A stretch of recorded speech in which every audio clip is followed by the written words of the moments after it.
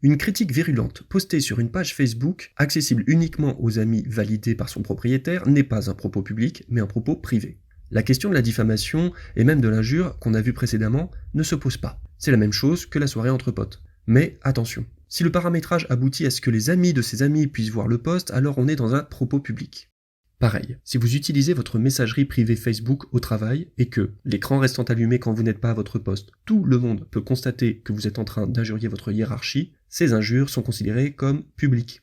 Le fonctionnement interne de certains réseaux, comme LinkedIn, fait qu'un post sera toujours considéré comme public, a fortiori pour les tweets. Là, vous êtes prévenus. Injures, diffamation, la limite est claire. Mais il reste la troisième limite que nous n'avons pas encore explorée. C'est quand les juges interdisent les propos qui sont dits excessifs. C'est le genre de critères vagues qui obligent à regarder les décisions une à une. Quelques tendances se dégagent. Par exemple, en règle générale, l'insolence, l'humour acerbe envers son manager peuvent être tolérés une fois, mais ils ne doivent pas être répétés. Toutefois, si on peut démontrer que le manager acceptait une certaine familiarité dans des emails, alors l'insolence sera difficilement jugée excessive.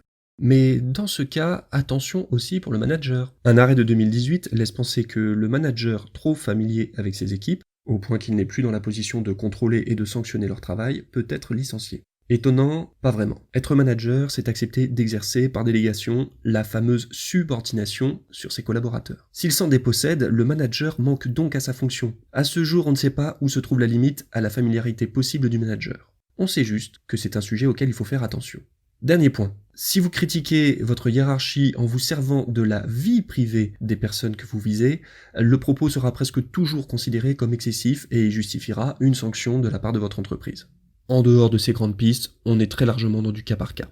Donc, en conclusion, ce que vous devez retenir, c'est que ce n'est pas tant au nom de ce qui lui plaît ou de ce qui lui déplaît que l'employeur pourra mettre des limites au fait d'être vous-même au travail. Mais il pourra mettre des limites au nom du respect de la personne, au nom de l'honnêteté intellectuelle et au nom du respect de sa fonction de manager.